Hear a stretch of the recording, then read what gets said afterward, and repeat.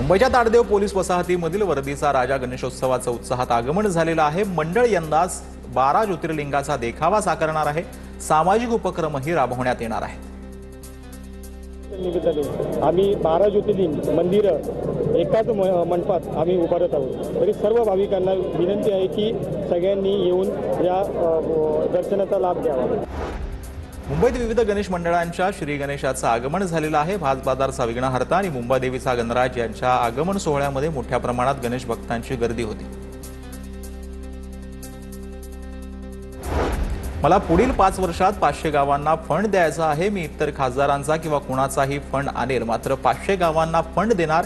बीडचे खासदार बजरंग सोनावणेंनी हा निर्धार व्यक्त केला।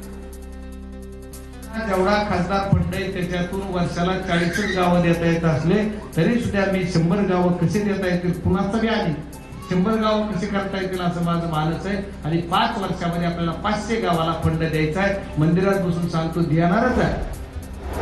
नवी मुंबई आंतरराष्ट्रीय विमानतळ प्रकल्प बाधित भूमिपुत्रांचं डोंगरावरती चढून अनोखं आंदोलन पाहायला मिळते। विमानतळातील लोकनेते दिवा पाटील यांचं नाव देण्याची यावेळेला मागणी करण्यात आली। महापालिका निवडणुकांपूर्वीच आमदार जितेंद्र आव्हाड यांना पुन्हा मतदारसंघातून राजकीय धक्का बसलाय। कळवा मुंब्रा मतदारसंघातील असंख्य कार्यकर्ते नगरसेवक मिलिंद पाटील यांच्या माध्यमातून शिंदेंच्या शिवसेनेमध्ये पक्षप्रवेश केलेला आहे। यापूर्वी काही नगरसेवकांनी शिंदेंच्या शिवसेनेमध्ये प्रवेश केला। चंद्रपूरचे स्थानिक भाजप आमदार किशोर जोरगेवार यांच्या प्रयत्नांना धक्का पाहायला मिळतोय। मातोश्रीच्या नावे प्रस्तावित चौक स्मारक मनपानं हटवलेलं आहे।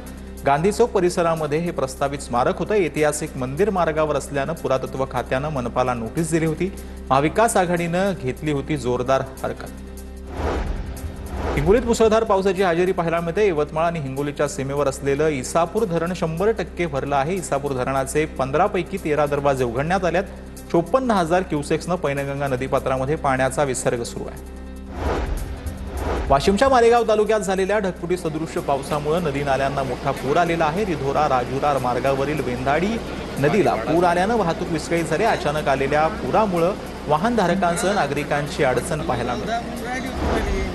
पुण्यात एकाच व्यासपीठावरती 27 काव्यसंग्रहाच्या प्रकाशनाचा समारंभ पार पडला। एकाच व्यासपीठावरती वेगवेगळ्या क्षेत्रातील कवयित्री महिलांचा अनोखा सन्मान करण्यात आला। माजी पोलीस अधिकारी सुरेखा दुगे यांच्या पोगू शेते या काव्यसंग्रहाचंही प्रकाशन करण्यात आलं। विश्व हिंदू परिषद स्थापना दिवस आणि श्रीकृष्ण जन्माष्टमीच्या निमित्तानं नागपुरामध्ये भव्य शोभायात्रा करण्यात आली आहे। सर्वत्र भगवमय वातावरण पाहायला मिळालेलं आहे। अनेक बँड आणि ढोल ताशा पथकांचा सहभाग पाहायला मिळालेला आहे। से नो ड्रग्सच्या शोभायात्रेच्या माध्यमातून संदेश देण्यात आला आहे।